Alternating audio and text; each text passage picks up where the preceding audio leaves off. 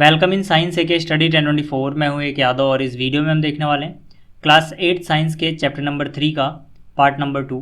Chapter का नाम है सिंथेटिक फाइबर्स एंड प्लास्टिक्स। इससे पहले मैं इसका फर्स्ट पार्ट अपलोड कर चुका हूं। तो प्रीवियस पार्ट में हमने इन 4 टॉपिक्स को कवर किया था: fibres, types of synthetic fibres and characteristics of synthetic fibres. ठीक है, तो ये जो पहला पार्ट है यहाँ पे आपको ये 4 टॉपिक्स मिल जाएंगे। इस दूसरे पार्ट में हम क्या सीखेंगे इसकी बात करते हैं। तो in this part we will study plastics, polymers and types of plastics. ठीक है, और इससे पिछला पार्ट और इसके अलावा की बाकी की वीडियोस, चाहे वो वीडियो मैथ्स की हो या फिर साइंस की हो, उन सभी का लिंक आपको इस वीडियो के डिस्क्रिप्शन में मिल जाएगा। आप वहाँ से देख सकते हैं। और अगर आप मैथ्स वाले चैनल पर विजिट करना चाहते हो तो हमारा मैथ्स वाला चैनल है AK स्टडी 1024। यहाँ पे जब आप प्लेलिस्ट वाले सेक्शन पे जाओगे तो क्लास 8 की चैप्टर वाइज प्लेलिस्ट आपको वहाँ पे मिल जाएंगी। ठीक है, तो शुरू करते हैं इस वीडियो को। देखो, आज का जो हमारा पहला टॉपिक है वो है प्लास्टिक्स। ठीक है, प्लास्टिक्स के बारे में आप सब लोग जानते हैं क्योंकि हम सभी रोज़ डेली लाइफ में कुछ ना कुछ ऐसे सामान ज़रूर यूज़ करते हैं जो प्लास्टिक से बने होते हैं, या फिर वो पूरी तरह से प्लास्टिक से बने होते हैं या फिर उनका कोई ना कोई पार्ट ज़रूर प्लास्टिक से बना होता है। ठीक है, ऐसे बहुत से सामान हम अपनी लाइफ में यूज़ करते हैं। इसीलिए आपकी NCERT में एक छोटा सा पैराग्राफ है जिसमें लिखा है we use many plastic articles every day like chair, bucket, mug, toys, combs, polythene bags, electrical switches, handles of frying pans, handles of screw drivers and many more. मतलब इतनी सारी चीज़ें हैं। इसके अलावा भी बहुत सारी चीज़ें हैं जो प्लास्टिक की बनी होती हैं और हम उनको डेली लाइफ में यूज़ करते हैं। तो मतलब जो प्लास्टिक है ये हमारी लाइफ का एक बहुत बड़ा हिस्सा बन चुका है। ठीक है, तो आपको इतनी बातें समझ में आ गई होंगी। अब इससे आगे की बातों को समझने के लिए आपको एक टर्म पता होना चाहिए जिसका नाम है पॉलीमर। पॉलीमर के बारे में क्यों पता होना चाहिए? क्योंकि जो पिछली वीडियो में हमने देखा था नेचुरल फाइबर्स या फिर सिंथेटिक फाइबर्स, और जो इस वीडियो में हम देखने वाले हैं प्लास्टिक्स, ये सभी चीज़ें, चाहे वो नेचुरल फाइबर्स हो या फिर सिंथेटिक फाइबर्स हो या फिर प्लास्टिक्स हो, ये सभी चीज़ें पॉलीमर्स का एग्जाम्पल्स होती हैं। पॉलीमर्स का एग्जाम्पल क्यों होती हैं? क्योंकि वो सब चीज़ें जो सेम टाइप की छोटी छोटी बहुत सारी यूनिट से मिलके बनती हैं उनको हम बोलते हैं पॉलीमर। क्योंकि जो ये वर्ड है पॉलीमर, ये मेनली 2 वर्ड से मिलके बना है। पहला है पॉली, दूसरा है मर। यहाँ पर जो पॉली है इसका मीनिंग होता है मैनी, यानी बहुत सारे, और जो मर है इसका मतलब होता है यूनिट्स या फिर पार्ट, यानी वो चीज़ जो मैनी यूनिट्स या मैनी पार्ट से मिलके बनती है उसको हम बोलते हैं पॉलीमर। ठीक है, और यहाँ पर नेचुरल फाइबर्स हो या सिंथेटिक फाइबर्स हो या प्लास्टिक्स हो, ये बहुत सारी छोटी छोटी यूनिट से मिलके बने हैं, इसीलिए ये सारी चीज़ें क्या हैं? पॉलीमर्स का एग्जाम्पल्स हैं। थोड़ी सा अगर मैं आपको विजुलाइज कराऊँ कि मैं क्या बोलना चाहता हूँ तो आप ऐसा समझ सकते हो कि यहाँ पर जो ये बॉक्स है ये अगर एक यूनिट को रिप्रेजेंट करता है, तो ऐसी अगर मैं बहुत सारी यूनिट यहाँ पे ऐड कर दूँ, ठीक, तो ये एक पॉलीमर बन जाएगा। ठीक है, ऐसी छोटी छोटी यूनिट मैंने बहुत सारी ऐड करी तो ये क्या बन गया? ये पूरा, ठीक है, पूरा स्ट्रक्चर मिलके एक पॉलीमर बना रहा है। और इसमें हर एक यूनिट को हम बोलेंगे रिपीटिंग यूनिट, क्योंकि यही यूनिट हर जगह रिपीट हो रही है। ठीक है, यही बॉक्स यहाँ पे रिपीट हुआ, यहाँ पे रिपीट हुआ, आप समझ सकते हो ऐसे। तो मतलब कि वो चीज़ जो बार बार रिपीट होके पॉलीमर बना रही है उसको हम बोलते हैं रिपीटिंग यूनिट, या फिर इसको एक और नाम दिया जाता है मोनोमर। यहाँ पर जो ये मोनोमर है इसका मीनिंग क्या होता है? मोनो का मीनिंग होता है 1, और जो मर है इसका मीनिंग अभी जैसे कि मैंने बताया यूनिट या पार्ट। तो मतलब एक यूनिट या एक पार्ट को हम बोलते हैं मोनोमर। ठीक है, तो मतलब कि जो पॉलीमर होते हैं ये बहुत सारे मोनोमर से मिलके बने होते हैं। जब बहुत सारे मोनोमर आपस में लिंक हो जाते हैं तो वो एक पॉलीमर बनाते हैं। ठीक है, तो आपको ये समझ में आ गया कि पॉलीमर क्या होते हैं। लेकिन अगर डेफिनेशन पूछी जाएगी तो आपको किस तरह से लिखनी है वो बता देता हूँ। अगर पॉलीमर की डेफिनेशन पूछी जाती है एग्जाम में तो आपको लिखना है polymer is a chemical substance which is made up of many smaller units called repeating units or monomers. Each small unit or repeating unit or monomer is actually a chemical substance. मतलब जो polymer होता है वो एक chemical substance होता है जो कि बना होता है बहुत सारी छोटी छोटी यूनिट से। इन्हीं छोटी छोटी यूनिट्स को हम रिपीटिंग यूनिट्स बोलते हैं या फिर इनको मोनोमर्स भी बोला जाता है। और जो ये छोटी छोटी यूनिट्स हैं या फिर रिपीटिंग यूनिट्स जिनको मैं बोल रहा हूँ या फिर जिनको मैं मोनोमर बोल रहा हूँ, ये भी एक तरह के केमिकल सब्सटेंस होते हैं। ठीक है, तो आपको इतना समझ में आ गया कि पॉलीमर क्या होते हैं, इनकी डेफिनेशन किस तरह से लिखनी है। लेकिन अगर मैं आपको एग्जांपल से समझाऊं कि जो प्लास्टिक्स हैं ये पॉलीमर कैसे हैं, तो इसका सबसे बेस्ट एग्जांपल होगा पॉलीथीन बैग। पॉलीथीन बैग आपने अपनी लाइफ में ज़रूर यूज़ किया होगा, बहुत ज़्यादा यूज़ करते हैं आजकल हम इसका। हालांकि इतना ज़्यादा यूज़ नहीं करना चाहिए क्योंकि ये इन्वायरमेंट के लिए खतरा है, पर फिर भी पॉलीथीन का यूज़ आपने बहुत बार किया होगा। ठीक, तो जो ये पॉलीथीन है ये मेनली 2 वर्ड से मिलकर बना है, पॉली प्लस में इथीन। पॉली का मीन्स मैनी, यानी पॉलीथीन का मतलब हो गया मैनी इथीन्स, और जो ये पॉलीथीन है इसका जो कॉमनली यूज़ होता है वो होता है पॉलीथीन बैग्स बनाने में, ठीक है, आप इतना याद रखना। अब पॉलीथीन जो है ये क्या है, एक तरह का प्लास्टिक, और ये प्लास्टिक जो है एक तरह का क्या है, पॉलीमर, ठीक। तो ये कैसे है एक पॉलीमर, इसको थोड़ा सा और अगर मैं विजुलाइज कराऊँ तो जो ये पॉलीथीन है ये किससे मिलके बना होता है, बहुत सारे इथीन से, ठीक है ना, मैनी इथीन से, यहाँ पे लिखा है, इसका मतलब बहुत सारे इथीन आएंगे।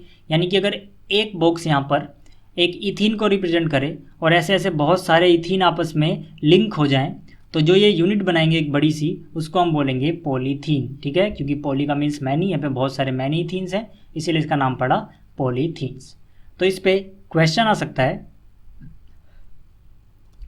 What is the repeating unit in polythene, मतलब वो कौन सी यूनिट है जो बार बार रिपीट होके पॉलीथीन बना रही है। तो यहाँ पे आप देख सकते हो इथीन इथीन इथीन, मतलब कि इसका आंसर आएगा इथीन। इथीन वो रिपीटिंग यूनिट है जो पॉलीथीन को बनाती है, ठीक है। इसी क्वेश्चन को एक और तरह से पूछा जा सकता है, what is the monomer of polythene, तो इसका आंसर भी क्या आएगा, इथीन। मोनोमर मतलब क्या, रिपीटिंग यूनिट, चाहे रिपीटिंग यूनिट लिखें या फिर मोनोमर लिखें, आपको आंसर में क्या लिखना है, इथीन, अगर पॉलीथीन के मोनोमर के बारे में पूछा है तो, ठीक है। तो आपको इतना समझ में आ गया होगा।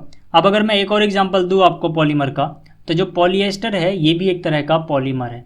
पॉलिएस्टर के बारे में हमने पिछली वीडियो में देखा था कि ये एक तरह का सिंथेटिक फाइबर था जिससे का यूज़ करके हम कपड़े बनाते थे, ठीक है। तो polyester is actually made up of repeating units of chemical called an ester, यानी कि जो पॉलिएस्टर होता है ये बहुत सारी रिपीटिंग यूनिट्स जिनका नाम है एस्टर, इनके जुड़ने से बना होता है, ठीक है।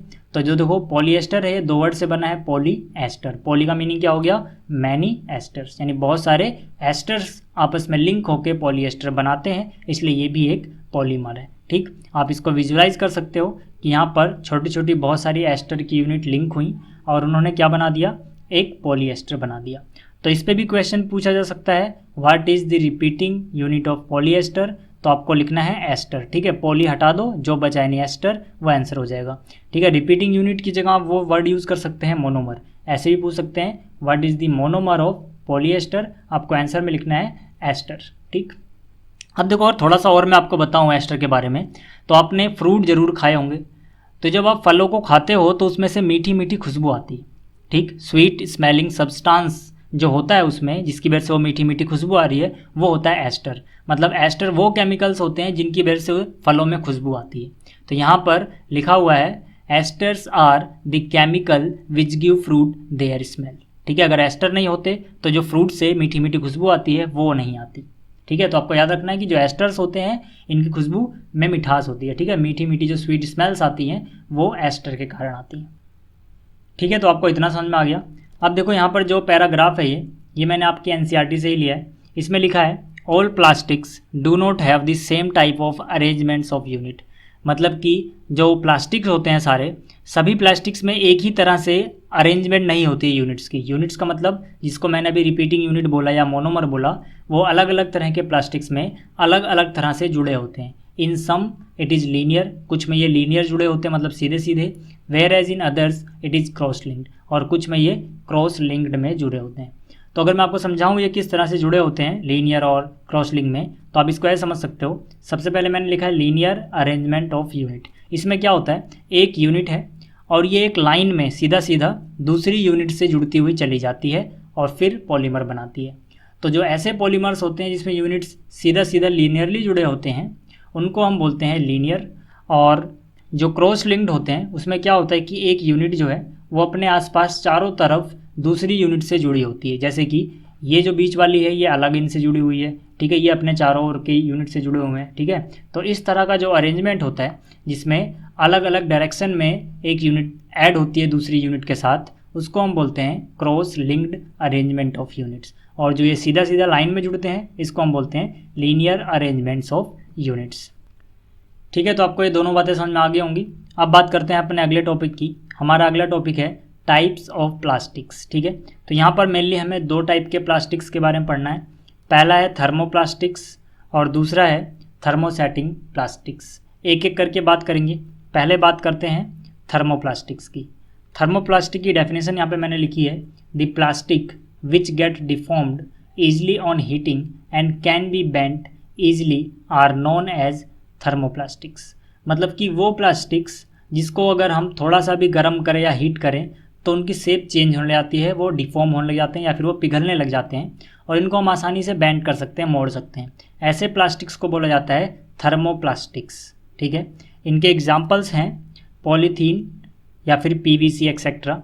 ठीक है, पीवीसी की डेफिनेशन कभी पूछी जा सकती है तो आपको याद रखना है, पीवीसी की डेफिनेशन होती है पॉलीविनाइल क्लोराइड। ठीक है, they are used for manufacturing toys, combs and various types of containers. ठीक है, आप यहाँ पे फिगर में देख सकते हो। ठीक है, ये प्लास्टिक का एक खिलौना है बाइक टाइप का।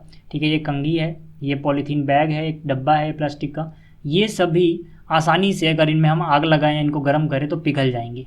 ठीक है, एक बार जब इनको बनाया गया होगा, फैक्ट्री में मोल्ड किया गया होगा, ठीक है, जिस भी फैक्ट्री से बन के आए हैं वहाँ पर भी प्लास्टिक को पिघला के इनको बनाया गया होगा। हम घर पे इनमें आग लगा रहे हैं, दोबारा से पिघल जा रहे हैं। तो वो प्लास्टिक्स जो बार बार पिघल सकते हैं, ठीक है, जिनको गर्मी देने पे उनकी शेप चेंज हो सकती है, उसको हम बोलते हैं थर्मोप्लास्टिक्स।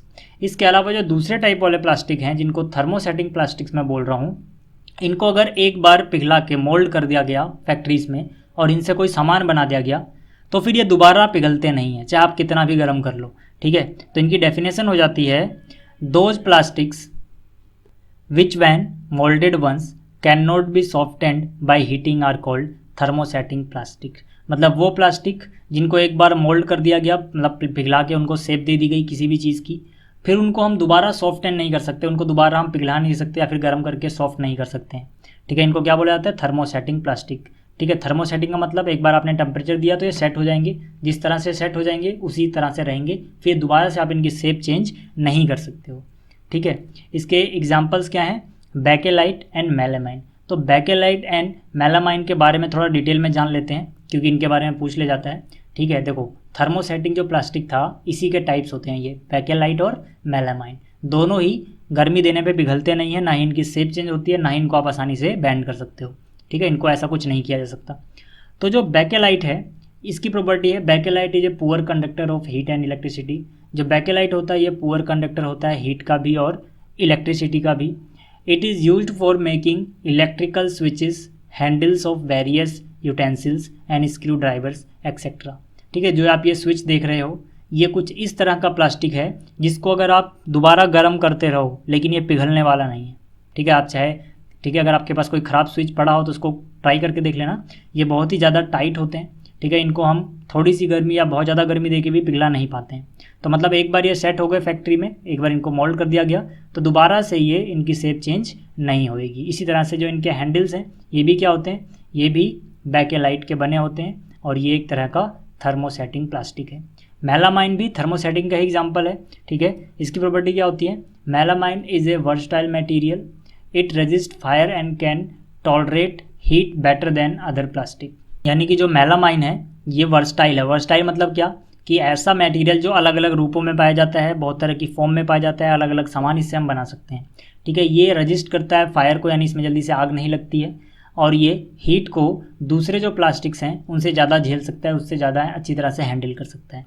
ठीक है, मेलामाइन जो होता है इसका यूज़ किया जाता है for making floor tiles, kitchen ware, fabric which resist fire. ठीक है, जो आप ये देख रहे हो प्लेट, ये एक तरह का प्लास्टिक है।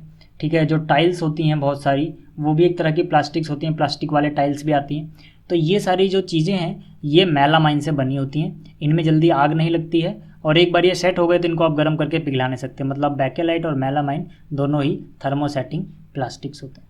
ठीक है, तो आपको ये दोनों टॉपिक्स भी क्लियर हो गए होंगे और इसके अलावा जो टॉपिक रहते हैं वो हम देखेंगे अगली वीडियो में। तो इस वीडियो में इतना ही, जल्दी मिलते हैं अगली वीडियो में।